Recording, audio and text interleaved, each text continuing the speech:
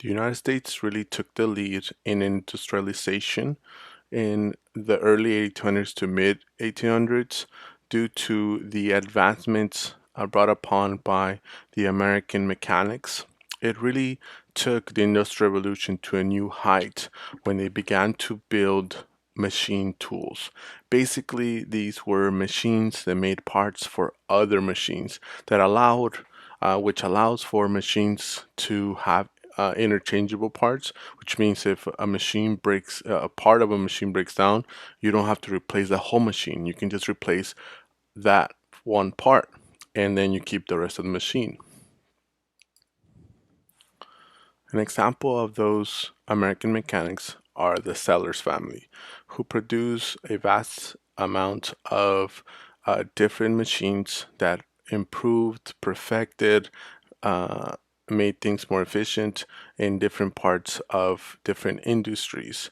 But not just producing goods, producing products, producing machines, but also being able to share their knowledge, establishing institutes of knowledge to help people acquire these skills. So, in a sense, sharing the wealth of knowledge, and being able to expand those ideas, so more people had those ideas, so more machines could be made, and so on. And so that really helped the United States during this industrial revolution, where knowledge was shared among craftsmen to make the industry grow.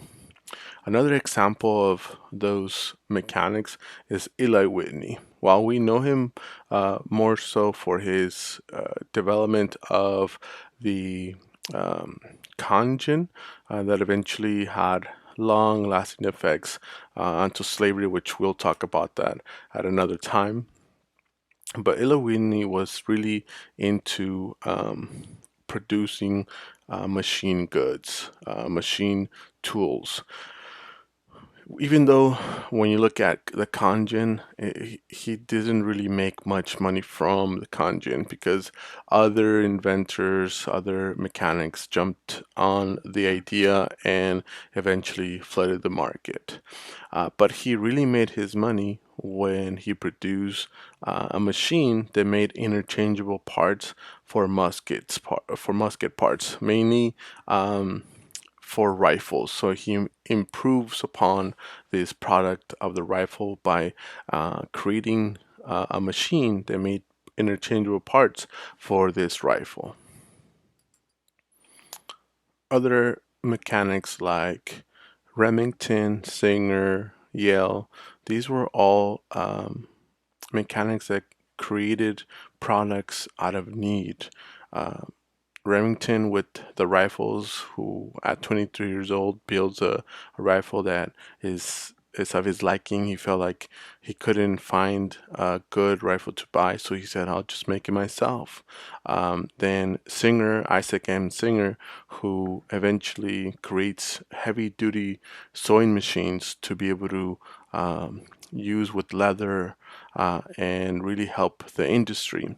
And then you have Yale Locks, who eventually creates a variation of locks, not just your typical locks. He also invents vaults, bank locks, it just security, right? So these are examples of mechanics that have really made a difference for American industry. One of the negatives effects of industrialization is really the end of tradition, the loss of worker independence. So, with the expansion of the outwork and factory system, you begin to see that the traditional jobs of craftsmen workers, such as carpenters, uh, blacksmiths, all that will eventually end because now most of the product they would create is being done by machines. And so, in a sense, a lot of these craftsmen either have to go independent or they have to fall into the wage worker system.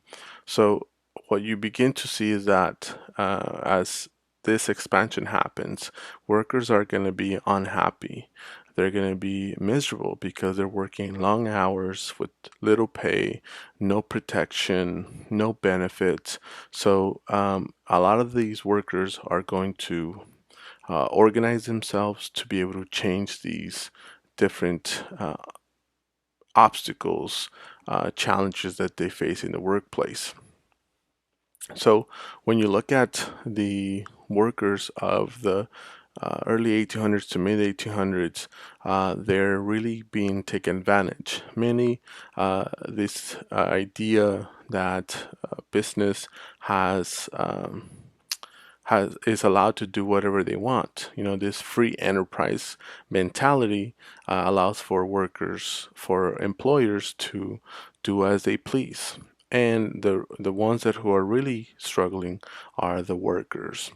So you will see that there are many there are many instances where the American worker fought back, they organized, and eventually tried to make changes.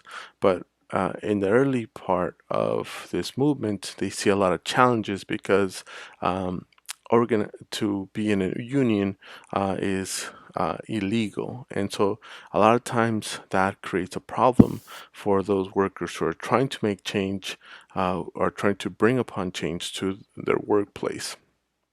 And really, the end of the specialized craftsmen um, is a sad moment because these individuals had a specific skill and now they're no longer needed, you know? And it gives way to a more uh, factory system where workers are pretty much the same.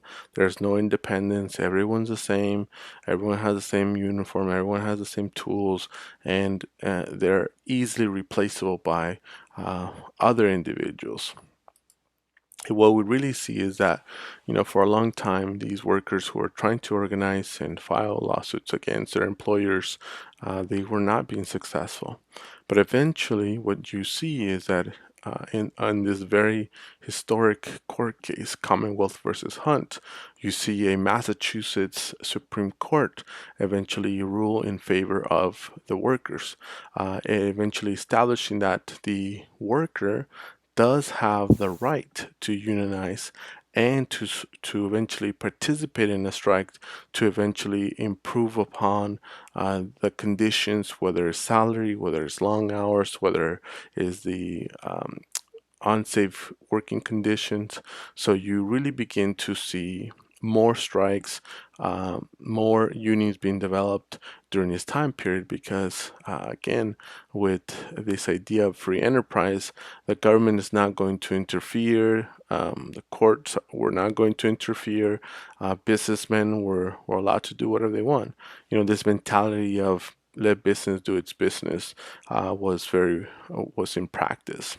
So what you will see, like I said, in this time period, 1800 to 1860, you really see a wave of strikes, and you see union membership go up, and really it's just to improve, right, the conditions, and really the main focus were they wanted equal pay, they wanted more pay, they wanted a salary that justified, right, that made sense. If the company is making good money, then the employees should get a raise.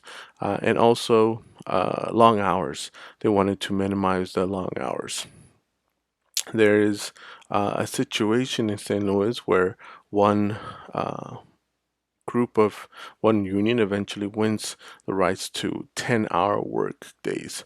So just imagine at this time you were working 16 hours a day, sometimes for 6 days a week, sometimes 7 days a week. So you can see how you spend a lot of time at work, and when you look at how much money you made, it didn't equate. It wasn't justified. So that's what you see in towards the end of this section is just talking about how the unions came to be and what were the needs, what were the wants that these workers wanted. And again, low less working hours, so reduce the working hours and more pay.